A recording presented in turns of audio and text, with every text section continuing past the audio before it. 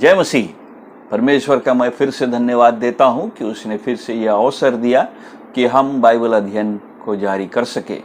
और हम पहला पतरस के दूसरे अध्याय के 9 पद तक ध्यान दे चुके हैं। आज हम चेष्टा करेंगे कि हम 10 पद से 12 पद तक ध्यान दें। पिछली बार हम, जैसे कि आपको स्मरण होगा, हम उन आत्मिक सौभाग्यों के बारे में चर्चा कर रहे हैं जो एक विश्वासी को यीशु मसीह में मिलता है या यीशु मसीह के साथ जोड़े जाने के कारण से उसको मिलता है। जब वह उस भवन का हिस्सा बनता है जिसका कोने का सिरा स्वयं मसीह है, तो उसे क्या आशीषें, सौभाग्य प्राप्त होती है, इसको हम देखते आए हैं। और जब हम 9 पद को देखे हैं तो हम वहाँ पर 9 पद में लिखा है, पतरस लिखता है, तुम एक चुना हुआ वंश, राज पदधारी, याजकों का समाज, पवित्र लोग, परमेश्वर की निज प्रजा हो, इसलिए कि जिसने तुम्हें अंधकार में से अपनी अद्भुत ज्योति में बुलाया है, उसके गुण प्रकट करो। इस पद को हमने डिटेल में पिछली बार देखा था। आज हम उससे आगे देखेंगे जहां पतरस लिख रहा है, तुम पहले तो कुछ भी नहीं थे पर अब परमेश्वर की प्रजा हो। तुम पर दया नहीं हुई थी पर अब तुम पर दया हुई है। आगे लिखता है कि हे प्रियो, मैं तुमसे विनती करता हूं कि तुम अपने आप को परदेशी और यात्री और जानकर उस सांसारिक अभिलाषाओं से जो आत्मा से युद्ध करती है बचे रहो। अन्य जातियों में तुम्हारा चाल चलन भला हो, इसलिए कि जिन जिन बातों में वे तुम्हें कुकर्मी जानकर बदनाम करते हैं, वे तुम्हारे भले कामों को देखकर उन्हीं के कारण कृपा दृष्टि के दिन परमेश्वर की महिमा करे। जब हम 10वें पद को देखते हैं तो 10वां पद अपने आप में अलग नहीं है, बल्कि वो 9 पद के साथ जुड़ा हुआ है। और 9 पद में पतरस ने उन आत्मिक सौभाग्यों को, उन आत्मिक आशीषों का वर्णन किया है जो हम देख चुके हैं। और उसी लिस्ट में 10वां पद भी आता है। जिस तरह हम चुने हुए वंश हैं, विश्वासी जिस तरह राज पदधारी है, याजकों का समाज है, जिस तरह वह एक पवित्र लोगों का समाज है, उसकी अपनी प्रजा है, ठीक उसी सिलसिले में 10वां पद आता है जहां वो कहता है कि तुम पहले तो कुछ भी नहीं थे पर अब परमेश्वर की प्रजा हो। तुम पर दया नहीं हुई थी पर अब तुम पर दया हुई है। जब हम इस पद को पढ़ते हैं तो हमें स्मरण आता, पतरस यहाँ पर होशे भविष्यवक्ता को स्मरण कर रहा है और उसके 1 अध्याय के 6 से 10 पद में होशे ने भविष्यवाणी की थी। और उस चर्चा को अभी हम पढ़ेंगे नहीं, लेकिन आप अपने पढ़ सकते हैं होशे 1 अध्याय 6 से 10 पद में, जहां पर परमेश्वर यहूदियों पर दया करने के बारे में चर्चा कर रहा है। और पहले उन पर न्याय पड़ा और उस न्याय के कारण से वहां पर होशे की भविष्यवाणी के अनुसार कि वो एक न्याय आएगा, यहूदी लोग छितरा दिए जाएंगे, उसको परमेश्वर का दया नहीं मिलेगा। और फिर एक समय आएगा, जैसा होशे 10वां पद बताता है, कि वो फिर से उनको ग्रहण करेगा, फिर से उन पर दया दिखाएगा। और इस्राएल के इतिहास में ठीक ये भविष्यवाणी सन 722 बीसी में हुआ, जब उत्तर के राज्य को असूर के राजा ने उस पर चढ़ाई करके उसको अपने कब्जे में ले लिया था। तो उत्तर के राज्यों को बंधुआई में चले गए थे और जिसके कारण से वे बंधुआई में काफ़ी सालों तक थे। और उसके बाद फिर 10वां पद जो वे आगे छुड़ाए जाएंगे, उस भविष्यवाणी के लिए है कि जब भविष्य में परमेश्वर इस्राएल को फिर से अपनाएगा और वह फिर से अपना कहलाया जाएगा।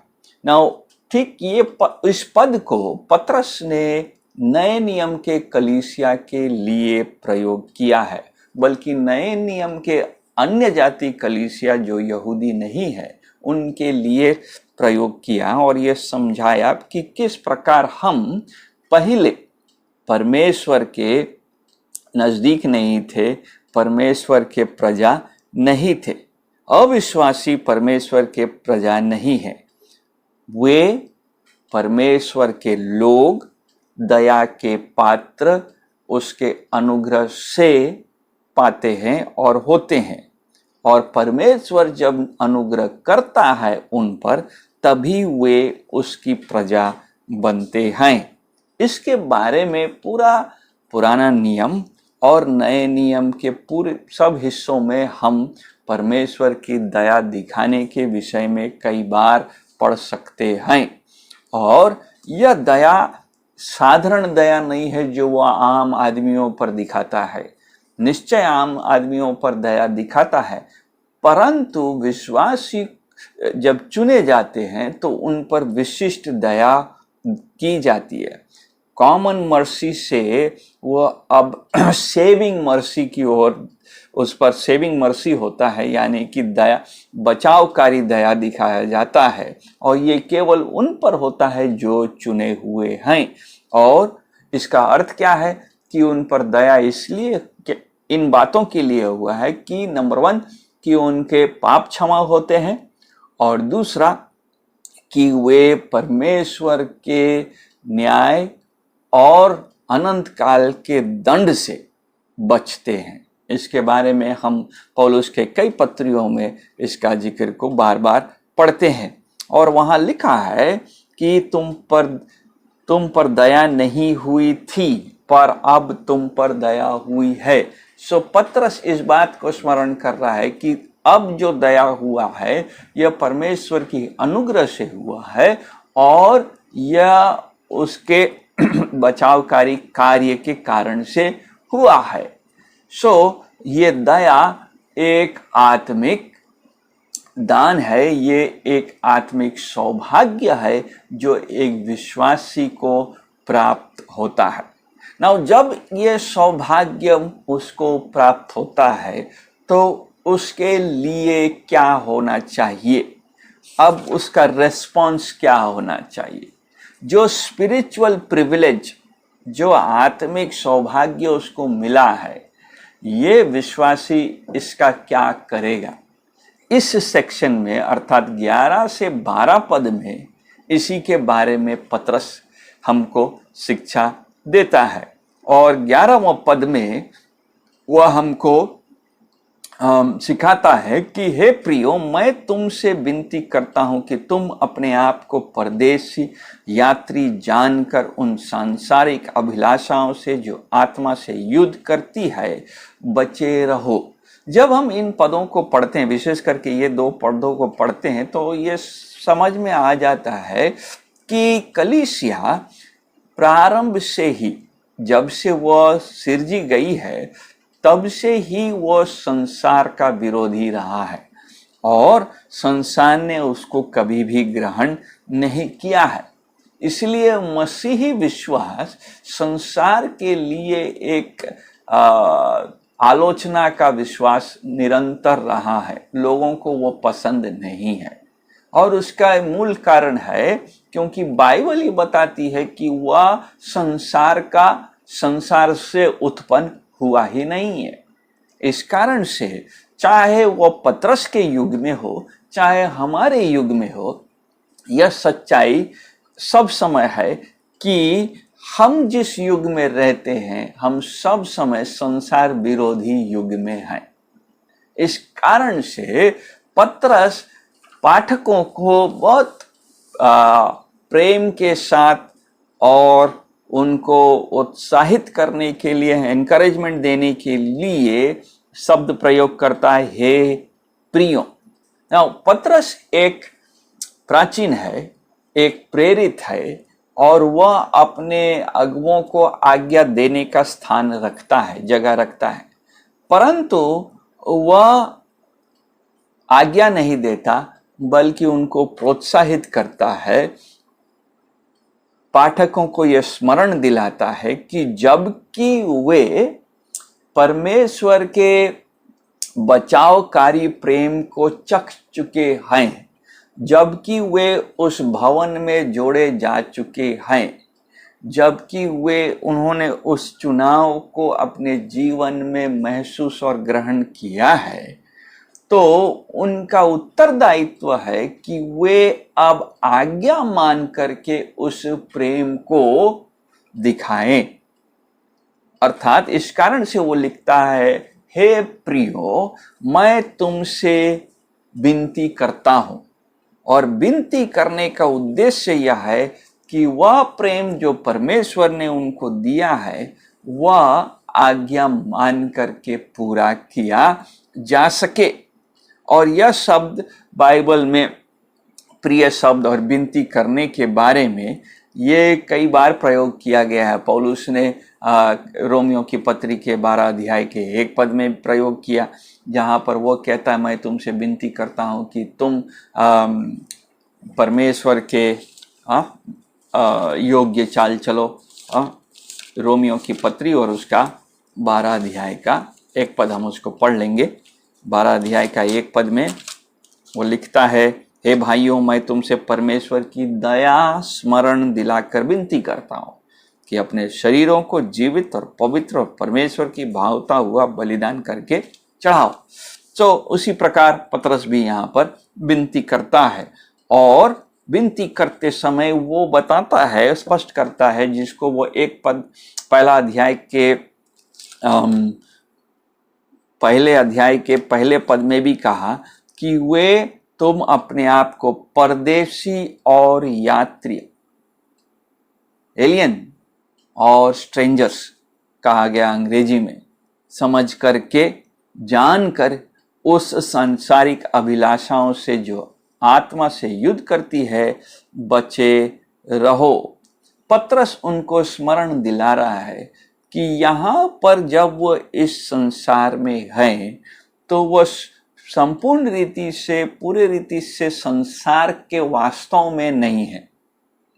वे संसार में हैं लेकिन संसार के समाज के नहीं है। जैसे कि फिलिपियों की पत्री में पौलुस ने, हम खोलेंगे फिलिपियों की पत्री और उसके 3 अध्याय के 20 पद में पौलुस लिखता है, 3 अध्याय के 20 पद में, हमारा स्वदेश स्वर्ग पर है और हम एक उद्धारकर्ता प्रभु यीशु मसीह के वहां से आन की बाट जो रहे हैं।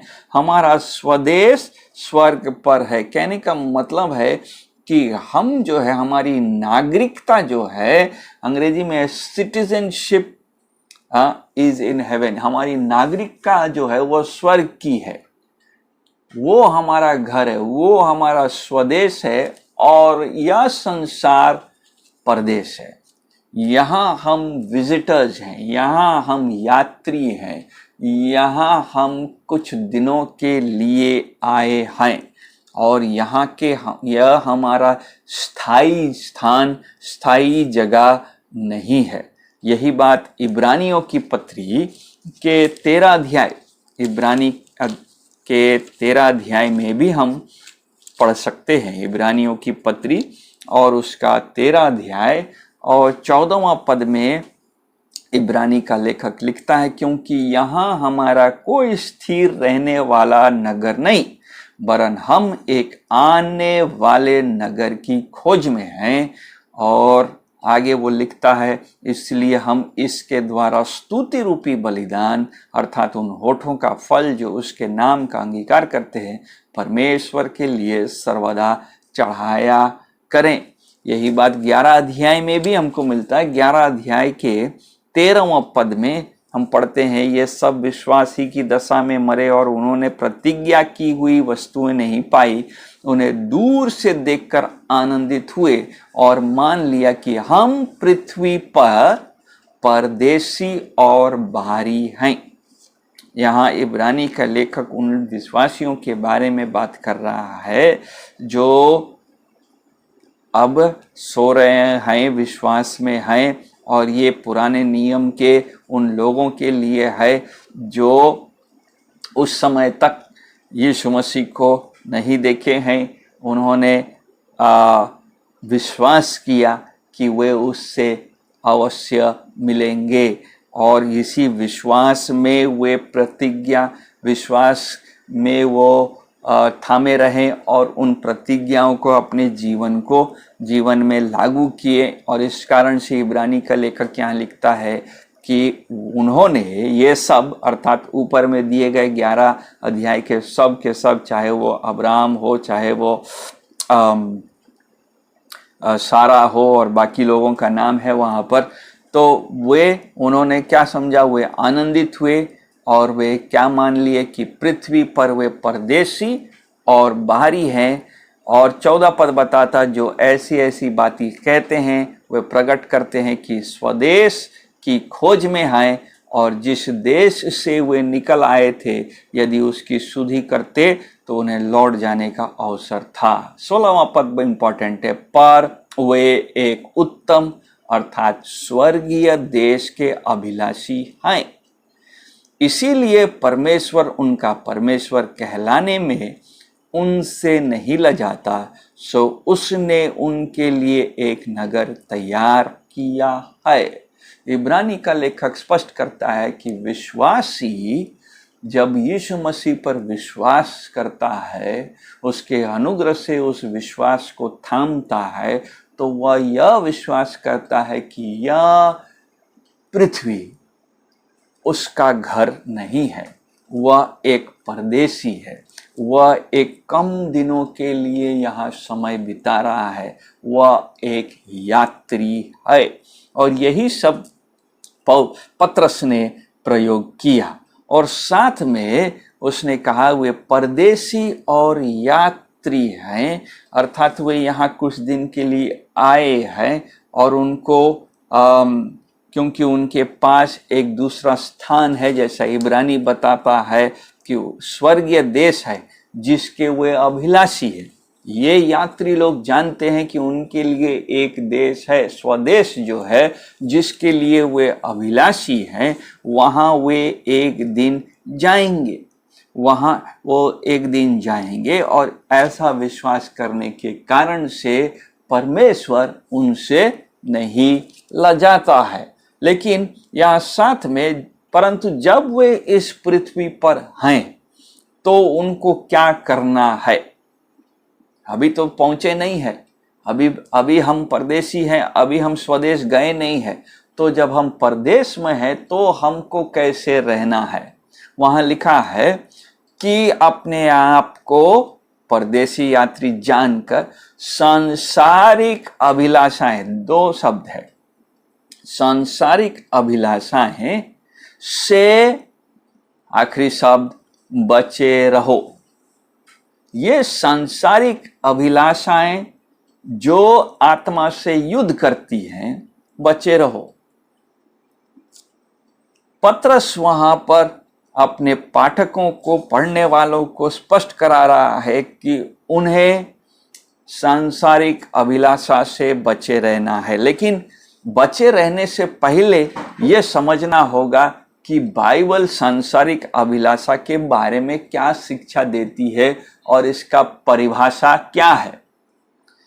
सांसारिक अभिलाषा केवल यौनिक अभिलाषाएं नहीं है, जिसको हम कई बार सोचते हैं कि वह उन सारी बातों से जुड़ी हुई है जो लीला क्रीड़ा संबंधी बातें हैं और यौन से संबंध रखती है, या क्या बोलते हैं, विचार से संबंध रखती है। जी नहीं, सांसारिक अभिलाषाओं का डेफिनेशन हमको कई जगह मिल जाएगा, या उसके बारे में उसकी शिक्षाएं मिल सकती है। हम खोल सकते हैं रोमियो की पत्री और उसका 8 अध्याय और उसका 5 से 9 पद। 8 अध्याय और 5 से 9 पद। वहां पर पौलुस लिख रहा है, शारीरिक व्यक्ति शरीर की बातों पर मन लगाते हैं, आध्यात्मिक आत्मा की बातों पर मन लगाते हैं। शरीर पर मन लगाना तो मृत्यु है, परंतु आत्मा पर मन लगाना जीवन और शांति है। क्योंकि शरीर पर मन लगाना तो परमेश्वर से बैर रखना है, क्योंकि न तो परमेश्वर की व्यवस्था के अधीन है और न हो सकता है, और जो शारीरिक दशा में है वे परमेश्वर को प्रसन्न नहीं कर सकते। 9 पद, परंतु जबकि परमेश्वर का आत्मा तुम में बसता है तो तुम शारीरिक दशा में नहीं परंतु आत्मिक दशा में हो। यदि किसी में मसीह का आत्मा नहीं तो वह उसका जन नहीं।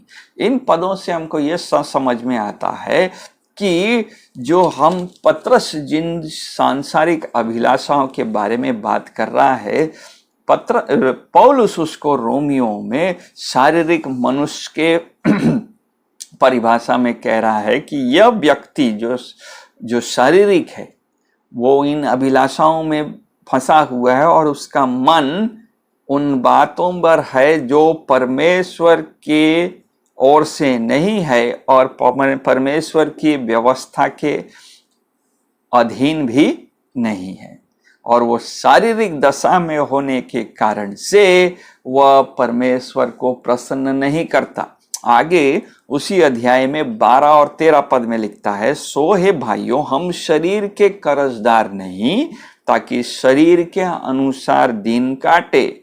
यदि तुम शरीर के अनुसार दिन काटोगे तो मरोगे, यदि आत्मा से देह की क्रियाओं को मारोगे तो जीवित रहोगे। यही बात उसने 13 अध्याय, रोमियो की पत्री के 13 अध्याय और उसके 14वें पद में भी कहा है। वहां लिखा है, आखिरी पद है 13 अध्याय का, वरन प्रभु यीशु मसीह को पहन लो, शरीर की अभिलाषाओं को पूरा करने का उपाय न करो। क्यों? क्योंकि जैसा 12 अध्याय बताता है उससे मृत्यु उत्पन्न होता है। यदि हम गलातियों की पत्री को पढ़ेंगे तो वहां पर भी यही विचार हमको पढ़ने मिलता है। ना, सांसारिक अभिलाषाओं से बचे रहने को कहा है, का मतलब यह है कि विश्वासी जब यीशु मसीह के अनुग्रह से उसके बलिदान से धोया जा चुका है और वह एक नए मनुष्यत्व को पहन लिया है, तो उसमें अब प्रभु ने यह सामर्थ्य दिया है कि वह इस सांसारिक अभिलाषा से बचे रह सकता है। यह उसके लिए असंभव बात नहीं है। निसंदेह वह जब तक इस पृथ्वी पर है और जब तक इस शरीर में है तो वह अपने पापों में गिरता है और पापों में फंसता है, परंतु उसे यह नहीं समझना चाहिए कि क्योंकि वह पापों में गिरता है का मतलब है कि वह इन बातों से छुटकारा कभी नहीं पा सकता। इसीलिए हर एक विश्वासी धर्मी ठहराए जाने के बाद पवित्रता में कदम रखता है, और धर्मी ठहराया जाना और पवित्रीकरण एक साथ होता है कि वह आरंभ हो चुका है उस यात्रा में चलने का जिसमें वो पवित्र बनते जाता है, और उस पवित्र होने में, उस प्रोसेस में वह अपने सांसारिक अभिलाषाओं का सामना करता है और उससे बचे रहने का निरंतर प्रयास करता है। और ये बचे रहने का जो प्रयास है यह परमेश्वर के आत्मा से, परमेश्वर की सामर्थ्य से संभव होता है। इस कारण से पतरस ने वहां एक और शब्द दिया है जो कि बहुत इंपॉर्टेंट है कि सांसारिक जो अभिलाषाएं हैं ऐसे ही नहीं बचे रह जाएंगे या एक बार का ही काम नहीं है, बल्कि वहां लिखा है इन सांसारिक अभिलाषाओं से जो आत्मा से युद्ध करती है। हम जब प्रभु में जोड़े जाते हैं, जब हमारे अंदर पवित्र आत्मा बसता है उद्धार में, तब हमारा युद्ध भी आरंभ हो जाता है। हम शैतान से और उसके शक्तियों से और उन सारे सांसारिक अभिलाषाओं से जिसका स्रोत इस संसार का हाकिम है, उससे हमारा युद्ध हो रहा है। आत्मिक युद्ध। और युद्ध जो होता है यह एक दिन दो दिन का नहीं होता है, युद्ध कई बार लंबे समय का होता है। इस कारण से हमको मालूम होना चाहिए कि हमारा जो चुनाव हुआ है वह एक लंबे सर्विस के लिए हुआ है, एक लंबे काम के लिए हुआ है। पत्रस बताता है, पौलुस अभी तो समय नहीं है, उस युद्ध के बारे में आपने भी कहता है। जैसे हम रोमी 7 अध्याय 14 पद से 23 पद अगर पढ़ेंगे तो वहां पर वो अपने युद्ध, अपने द्वंद्व के बारे में, उसका जो लगातार युद्ध चल रहा है उसके बारे में वह चर्चा कर रहा है। इस कारण से हम जो विश्वासी हैं निश्चय इस बात को समझते हैं कि ठीक है कि विश्वास में आने से पहले हमारे अंदर ये सांसारिक अभिलाषाएं थी और हम इन अभिलाषाओं में जकड़े हुए थे। हम पहले ऐसे ही जीवन में जीते थे। यदि हम इफिसियों की पत्री के 2 अध्याय को पढ़ेंगे, वहां पर इसके बारे में पत्रस बताता है 1 से 3 पद में कि तुम्हें जिलाया जो अपराधों और पापों के कारण हम पहले से मरे हुए थे, जिनमें तुम पहले इस संसार के रीति पर और आकाश के अधिकार के हाकिम अर्थात उस आत्मा के अनुसार चलते थे जो अब भी आज्ञा न मानने वालों में कार्य करता है। इनमें हम भी सब के सब पहले अपने शरीर की लालसाओं में दिन बिताते थे। यह सही बात है कि हम पहले ऐसे थे, परंतु यीशु मसीह के उद्धार देने से अब हम उससे छुटकारा पा चुके हैं और हमें उन सांसारिक अभिलाषाओं से विजय मिला है। लेकिन यह युद्ध है, इस कारण से हमें लगातार लड़ते रहना है और हमें बचे रहना है। पहला यूहन्ना और उसका 2 अध्याय में इसका चर्चा हम पाते हैं। पहला यूहन्ना उसका 2 अध्याय और उसके 5 पद में, माफ कीजिएगा 15 पद में मिलेगा हमको। वहां लिखता, तुम न तो संसार से और न संसार में की वस्तुओं से प्रेम रखो। यदि कोई संसार से प्रेम रखता है तो उसमें पिता का प्रेम नहीं है, क्योंकि जो कुछ संसार में है अर्थात शरीर की अभिलाषा, आंखों की अभिलाषा, जीविका का घमंड, वह पिता की ओर से नहीं परंतु संसार ही की ओर से है। 17वां पद, और संसार और उसकी अभिलाषाएं दोनों मिटते जाते हैं, पर जो परमेश्वर की इच्छा पर चलता है वह सर्वदा बना रहेगा। सो वहां हम यूहन्ना के इन पदों में देखते हैं कि सांसारिक अभिलाषाएं हैं परंतु इसे बचे रहना है। इस कारण से यूहन्ना कहता है कि जो सांसारिक अभिलाषा में फंस जाता है वह परमेश्वर की ओर से नहीं है। और 17 पद कहता है कि वह उसकी क्योंकि सांसारिक अभिलाषाएं मिटता जाता है, लेकिन उसका दूसरा हिस्सा बताता है जो परमेश्वर की इच्छा पर चलता है। जैसे पत्रस कहता है बचे रहो, यहां पर यूहन्ना कहता है वह सर्वदा बना रहेगा। सो सांसारिक अभिलाषा से बचना संभव है युद्ध करने के द्वारा। बिना युद्ध किए बचना संभव नहीं है। इस कारण से हमें अपनी अभिलाषाओं का सामना करना होगा। हम उसका सामना कैसे करेंगे? परमेश्वर की शक्ति के द्वारा, परमेश्वर के सामर्थ्य से। यह सामर्थ्य हमको उसी दिन मिल गया जिस दिन हम उद्धार पाए हैं। ये सामर्थ्य हमको और ताकत कब देता है? जब हम उसके दिए हुए आज्ञाओं को मानते हैं और उसके अनुसार अपने जीवन को व्यतीत करते हैं, उससे हमको सामर्थ्य मिलता है। हमें ये नहीं समझना चाहिए कि क्योंकि हम उसकी आज्ञाओं को मान रहे हैं तो हमारा सांसारिक अभिलाषाओं से कोई सामना नहीं होगा, बल्कि सच ये है कि जब हम उसकी आज्ञाओं को मानेंगे उतना ही अधिक हमारा सांसारिक अभिलाषाओं से सामना होगा और हम युद्ध में लड़ेंगे। हमें युद्ध में प्रवेश करना पड़ेगा।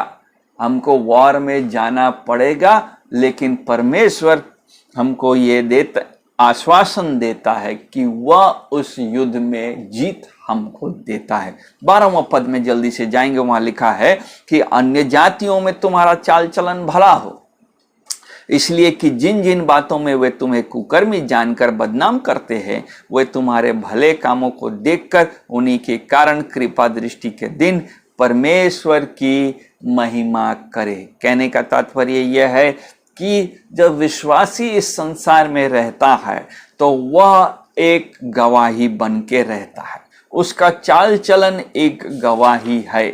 उस गवाही के कारण से दूसरों को आशीष प्राप्त होना चाहिए। और जिन कारणों से जब पतरस इन पदों को लिख रहा है, तब रोमियों के द्वारा और अन्य जाति लोग मसीहों पर बहुत शंका से नजर रखते थे और उनको हीन दृष्टि से देखते थे। वो सोचते थे कि मसीही लोग ऐसे लोग हैं जो रोमी साम्राज्य का साथ नहीं देते, बल्कि वे रोमी साम्राज्य के विरोधी हैं। और वे ऐसे प्रभु भोज को मानते थे कि ये लोग लहू को पीते हैं, और वे मानते थे कि मसीही लोग को रोमी साम्राज्य के अर्थव्यवस्था और उनके नागरिक नियमों से मतलब नहीं है, बल्कि वह